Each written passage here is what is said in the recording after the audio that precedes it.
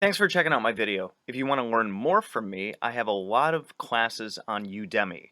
You can find the links to a lot of those in the description. Alright guys, so happy December everybody. This video is going to go up early for channel members and Patreon supporters, but if you're seeing this one and you want to have early access to it and a bunch of other stuff, then definitely check out the Patreon page. You can find a link to that in the link tree, or consider being a channel member. Anyways, so I have Magick right here, and I've been doing a lot of different spiritual research lately. You can check a lot of the different things I've been researching on if you are a Patreon member. But a couple of concepts I wanted to talk about today. Tablets of Destiny, Tapu, Tapti, which goes along with the Surfu blessing stuff, Sin, and Hucha. So, what the hell are all those things, you're probably asking? So, in the Kara tradition from the Andes, they are the priestly class in the shamanic tradition in the Andes down in South America, there is the concept of Hucha. Hucha is heavy, dense energy that is accumulated through physical difficulties, emotional difficulties, psychological difficulties, and spiritual difficulties.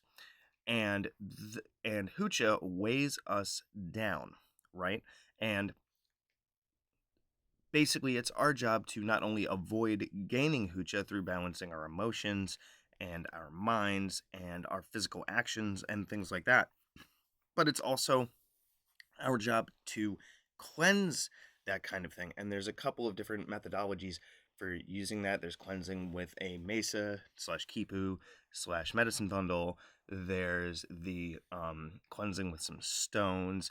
There's the samanchakwi and the saiwachakwi, which are both energetic movements that go along with visualization. If you want to learn anything about the Karo tradition, my lady actually does an apprenticeship program with those kinds of things. Feel free to email me if you want to learn more. Come on, get up here. Don't stand on the sidelines. Wherever I am, she is, but it's probably also because it's early in the morning and maybe she wants more food. She's not going to get any. So, that is Hucha for you. Then, so if you accumulate that kind of stuff with negative actions, negative emotions, and all this other stuff, think about the concept of sin, right? So sin, according to like the monotheistic jazz, is the idea that there are certain rules that are determined by the big man upstairs, the big cheese, the all, the godhead, whatever. And there are certain rules. And if you don't follow those rules, then you have committed a sin. And of course, there's like venial sin and then capital sin and unforgivable sin, stuff like that. And how do we get rid of that stuff? Well, you ask the big man upstairs for forgiveness, or of course, depending on your denomination, you can go directly to the big man upstairs through prayer and whatnot, or you have to go through a priest. However, the methodology is that you believe that kind of thing needs to happen, that's all up to you, because the different denominations all say different stuff, and whether or not you even believe in sin, whatever, we can keep going with this kind of thing. Then, learning about those different kinds of things, because I grew up going to Catholic school and stuff like that. Then, when I got into the Karo shamanism as a Pachacuti Mesa carrier and stuff, learning about Hucha, and then my travels and workings with the Simon Necronomicon led me over to the concepts of Tapu and Tapti. Now, unless you've seen my stuff on the Surfu blessings, you're probably like, well, what the hell is that? So, I'm going to dig over here because Lamadudinger has the Surfu tablet series in it, right? So, I'll read you a little bit so you get a little bit of a sneak peek here. Turning over to the... Here we go. So, there are several customs to follow to avoid Tapu and Tapti. Now, was I able to find a delineation between what Tapu is and what Tapti is? No. But the point is, Tapu and Tapti are things you want to avoid. So, you can kind of equate that with sin and heavy energy, right? By the way, Kat, if you keep bumping my screen, you gotta go bye-bye. She always makes an earthquake on the camera. Sorry, guys. But there's several customs to follow to avoid Tapu and Tapti. The May, which is the big Sumerian laws, there's some tales where the May and or kind of interchangeable, arguably, the tablets of destiny are fought over and by the gods, and whoever keeps them holds the divine law, and other gods want to steal them because they want to be the big cheese. Da da da da da. No, now you don't want to transgress the May or the tablets of destiny, those divine laws. See how we're kind of tying it in with sin over here? So, do not pray or perform a ritual with unclean hands. Do not touch the flesh of the dead. Do not slay or eat young animals. Do not remove plants from the ground if they are well nourished and thriving. I gotta tell my lady about that one. On each seventh day, no meat shall be eaten that has been cooked over coals, nor bread cooked in ashes. So I guess microwaves are okay. White shall not be worn on the seventh day of the week. No voice shall be raised on the seventh day of the week. So we're talking about like a Sabbath kind of thing here, huh? No secrets be said or decided on the seventh day of the week. No doctor may see a patient on the seventh day of the week. No vehicle may be driven on the seventh day of the week. No curses or baneful magic may be cast on the seventh day of the week. So, do I do anything on Sundays? No, I don't. Wait a minute. Does the week start on Sunday or Monday? Maybe I've been doing it this wrong the whole time. um, Other May were decreed insist on proper and effective execution of various trades such as the making of beer, swordsmanship, and other weapons skills, musical instruments, writing, building, and leatherworking. Others insist on a moral code guarding against slanderous speech, theft, and destruction of property, and being kind to one another. Those kind of sounds like those Ten Commandments, don't they? Right? The May insist that people should live honestly with integrity, kindness, and truthfulness. Golden rule stuff. You find that in every spiritual tradition. Do not hurt or act negatively toward anyone or anything. Kindness is the joy of the dingier. Okay, so we talked about the hucha being heavy energy and that drags us down, and then sin, which transgresses the big cheese on high, and then you have the May that give you tapu and top tea. Now, when it comes to the Surfu tablets, you're like, okay, what are those about? Well, they describe not getting tapu and top tea. Why? Because if you do, then you can get illnesses, and illnesses were thought of as being caused by spirits, and then that trickled into Judaism and even Christianity.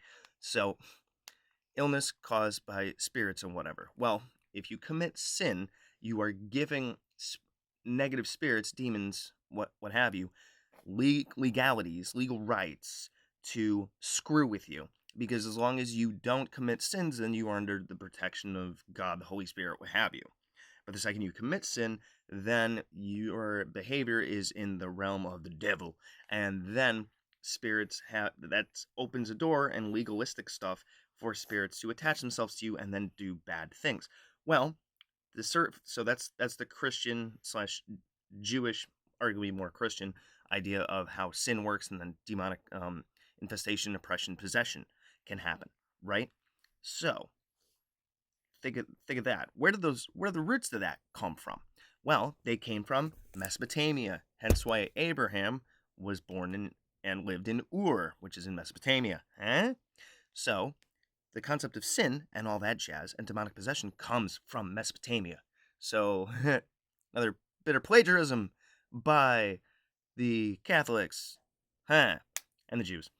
But so if you have tapu and top tea, then spirits can afflict you, because in the different prayers and sayings that they have, they not only call on Marduk and Enki, which that's a father-son combo, just like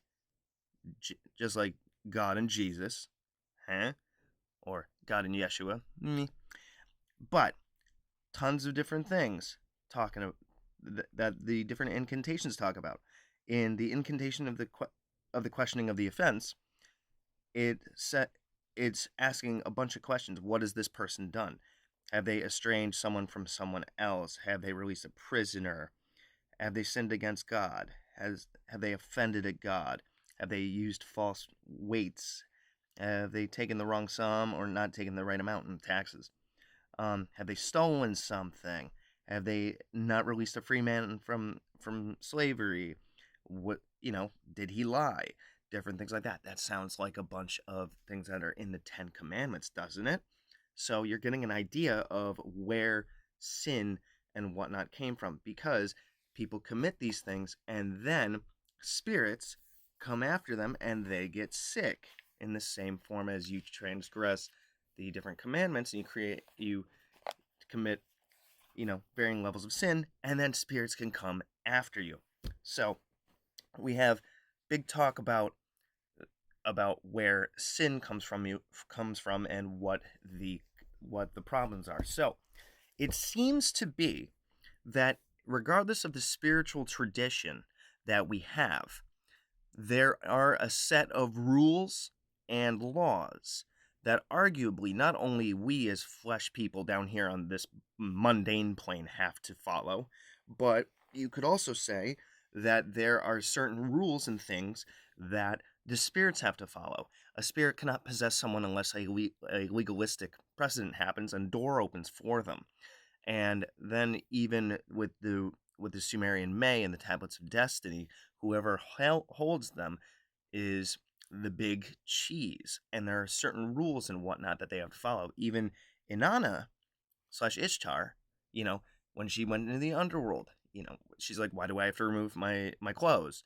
And quiet Inanna, the ways of the underworld cannot be questioned. It's not a free for all upstairs or arguably downstairs, heaven and underworld, that where the gods can just run around doing whatever. They have certain rules to follow in the same way that I can't fly right now because of physics. So there is a certain structure to not only the physical plane with our morality laws, you could say, unless you think morality is relative, and I can argue about that, but there's there's laws of the physical reality too. So there's laws in the spiritual realities that spirits have to follow, and there are consequences for transgressing those kinds of laws. All right, so that's one point. Then you have, why do we want to avoid hucha, sin, tapu, tapti? Well, the big concepts behind hucha and sin and tapu and tapti, and you can even extrapolate this to like Buddhism and whatnot with merit and things like that. We don't want that kind of stuff weighing us down, because there might be like, let's take hucha for a second. Hucha is heavy energy and it drags us down, right? Well, if you want to talk hippie wise, you want to go to the higher planes when you are not physically here anymore, because this is just a vessel. I can't take it with me, right? Well, if you have heavy energy, guess what? You're too heavy to go up there, right? Or move on or whatever. If you don't accumulate enough merit, you are arguably going to reincarnate either on the same plane or as a lower kind of being, when you want to go up there and rejoin oneness, whatever it is at the top, and break the cycle of reincarnation. Same thing with sin. You can't go to heaven if you're a sinner. So the concept, there must be some kind of thing with sin, tapu, tapti, hucha, that prevents our spirit from going to the next place that it's supposed to go when we leave this physical body. So there's got to be some kind of law about reality that is then communicated into um, these moral statutes, these moral guidelines it's trying to teach us, hey, after this physical reality is done for you and you drop dead of whatever, in order to go on to the next place, you need to be clean of this, that, and the other thing. I think that it's kind of a law of reality that has been trickled down into these religious teachings through, as things of morals and how to live a good life and stuff. But what if it's more than that? What if it's literally trying to tell you how to follow the laws of physics of the spiritual planes, if that makes any sense? So let me know what you guys think about this one. I got the idea to talk about this when I was chilling with my lady like 2 days ago, and we were just about to fall asleep, and I started a rant, and she was like, "Man, I wish you had recorded that." I wish I had too, but I think I did a pretty good job of explaining it here. So, moral of the story is, you want to avoid that heavy energy, the tapu tapti and that sin stuff and gain more merit and whatever kind of thing you want to call it. Because in order to elevate to the next level of existence when we kick the bucket here, there's certain rules that we have to follow, at least from my theory. It's a theory, a magic theory. Let me know if you caught that reference. Anyways, let me know what you think about this one. Drop stuff in the comments. Please, if you guys have any questions about stuff you want me to make videos on, email me. Drop it in the comments. I don't care if it's on a video that was years ago or this one. Give me some inspiration, guys. Anyways, I'll catch you next time. Good hunting.